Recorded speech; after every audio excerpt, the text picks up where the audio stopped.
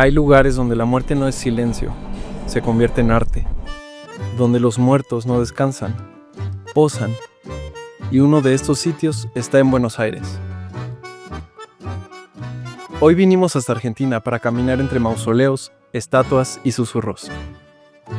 Fue inaugurado en 1822 sobre los terrenos de un antiguo convento de monjes recoletos, de ahí su nombre. A lo largo del tiempo se convirtió en mucho más que un panteón, es un retrato en piedra de la historia argentina. Arquitectónicamente es un museo al aire libre, culturalmente es un archivo de gloria, escándalo, tragedia y memoria. Hoy es considerado el cementerio más famoso de Argentina y uno de los más importantes de Latinoamérica y el mundo, junto a Père Lachaise en París y Highgate en Londres. Aquí descansan presidentes, escritores, premios Nobel, figuras célebres y fantasmas con más carisma que muchos vivos. Este es el cementerio de la Recoleta.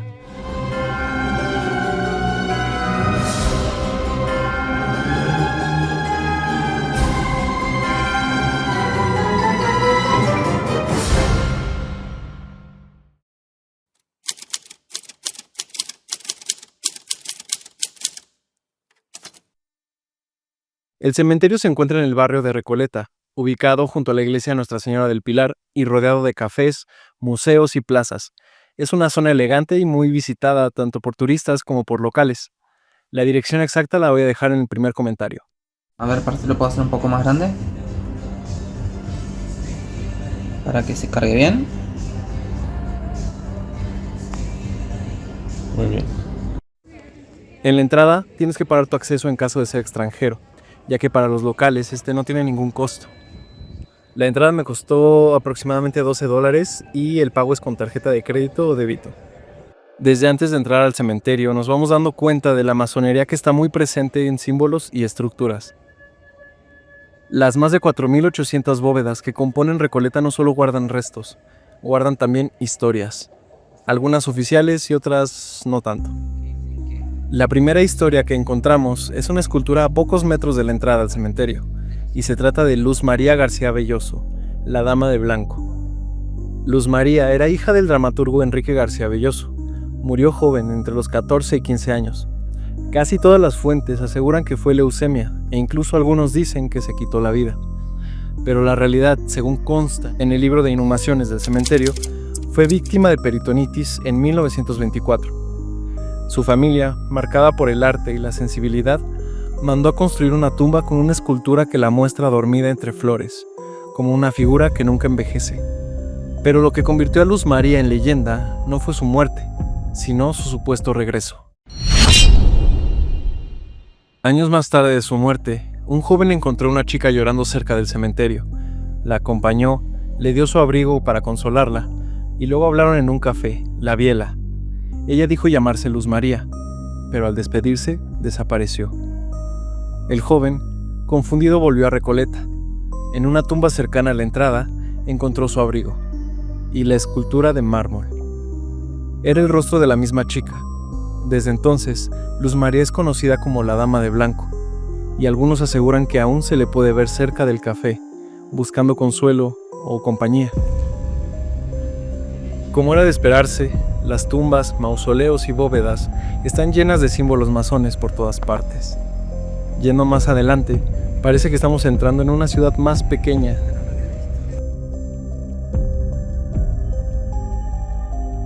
Fácilmente es el cementerio más grande, imponente y además bonito que he visto.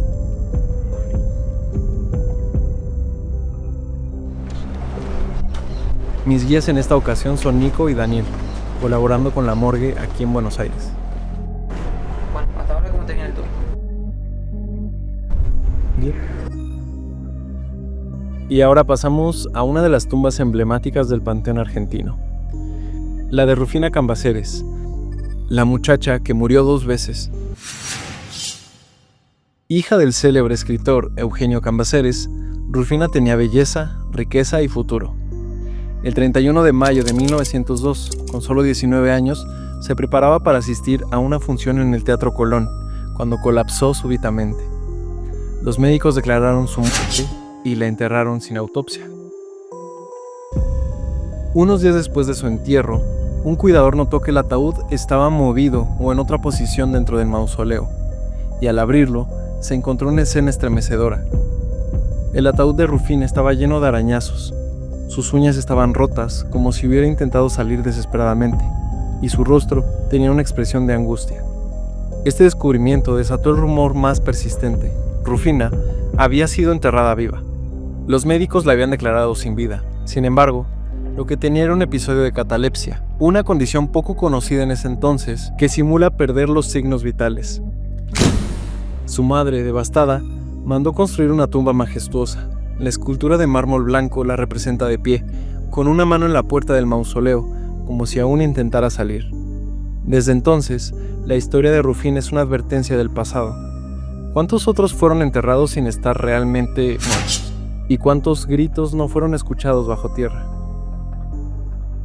En un video pasado, en el Panteón Inglés de Real del Monte, también vimos otra historia de catalepsia, pero en esta ocasión, su protagonista es mucho más famosa en este país.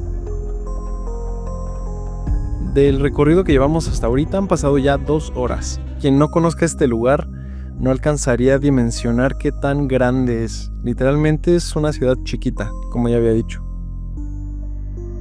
Una ciudad con esculturas que en la noche seguro te siguen. Amo mucho los cementerios porque son los únicos lugares donde el amor, el rencor y esa clase de emociones muy humanas no se marchitan, solo se vuelven recuerdos. Y entre ángeles rotos y epitafios cursis, uno encuentra la paz que los vivos siempre prometen, pero nunca te cumplen. ¿Vivirías aquí? ¿Eh? ¿Vivirías aquí? Sí, totalmente. Es más, tengo ganas de tener mi propio mausoleo. No nos permitían grabar así descaradamente con la cámara, así que no pude traerles imágenes propias de la siguiente historia. Sin embargo, se me hizo muy curiosa y quería incluirla en el video. David Alleno, el cuidador que quiso quedarse en Recoleta. Durante años, David Alleno fue sepulturero del cementerio de la Recoleta. Vivía entre tumbas, conocía los pasillos de mármol como quien conoce su casa. Ahorró peso a peso para encargar su propia tumba y una estatua que lo representara. Cuando todo eso estuvo listo, él se desuscribió de la vida. Hay quienes dicen que no soportó la idea de ver morir a otros mientras él seguía vivo. Otros afirman que fue su manera de asegurar la eternidad. Desde entonces, hay quienes aseguran verlo caminando de noche, revisando las lápidas, silbando entre tumbas y sacudiendo unas llaves, como si su trabajo nunca hubiera terminado. No me alcanzarían todos los días que pasé por acá para contar todas las historias trágicas, melancólicas, políticas e interesantes que este museo del más allá nos cuenta. Además de que cada rincón es muy hipnótico, gracias a su arquitectura y todas las obras de arte escultóricas que lo custodian. Todo parece interminable. Así también se levanta Cronos, dios del tiempo que parece que resguarda el pasado, presente y futuro de estos cuerpos. Seguimos caminando y llegamos a otro de los puntos más interesantes y una historia que parece haber sido escrita por el mismo Edgar Allan Poe. Y estoy hablando de la tumba de Liliana Crociati, la novia que no regresó. Tenía 26 años y toda la vida por delante. En 1970, Liliana viajaba recién casada con su esposo por los Alpes austríacos, cuando una avalancha los sepultó. Su esposo sobrevivió, pero ella no corrió con la misma suerte. Su cuerpo fue trasladado de vuelta a Argentina, donde su madre diseñó una tumba que rompe con el estilo clásico de Recoleta. Es una mezcla de gótico, arte personal y duelo que además recrea la habitación real de Liliana, como si en muerte hubiese mudado el cementerio su vida. Una estatua de Liliana, en su vestido de novia, se encuentra erguida en una pequeña habitación de piedra. A su lado, otra escultura, la de su perro Sabu, que también había muerto pocos años después y fue sepultado con ella para hacerle compañía. Las personas creen que si tocas o frotas la nariz de Sabu, vas a tener buena suerte. Pero lo que hace de su tumba algo inquietante no solo es el diseño, es la sensación de que allí no hay muerte, sino pausa. Los vitrales, Las palabras en italiano, los detalles íntimos, hacen parecer que Liliana aún está esperando que alguien regrese por ella. Domingo Faustino Sarmiento, el patriarca que quiso elevar a los muertos.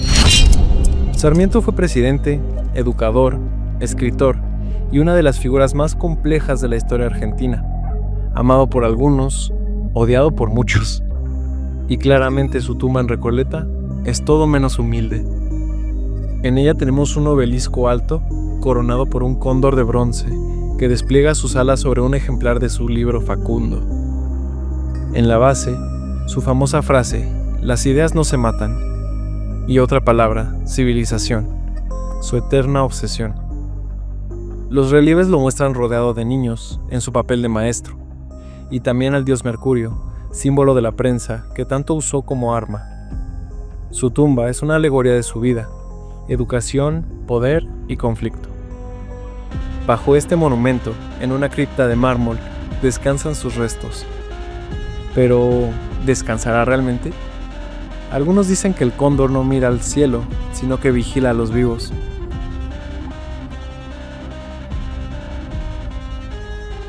Finalmente llegamos a la tumba más importante y más visitada, querida y quizá odiada de todo el cementerio de la Recoleta. Eva Perón, la mujer que siguió viva después de muerta. Eva Duarte de Perón no necesita presentación en Argentina. Actriz, activista, primera dama y figura central del peronismo, murió a los 33 años en 1952. Pero lo extraño no es su vida, es lo que ocurrió después. Tras su fallecimiento, su cuerpo fue embalsamado con técnicas avanzadas por el Dr. Pedro Ara, que lo dejó en un estado de conservación tan perfecto que parecía dormida.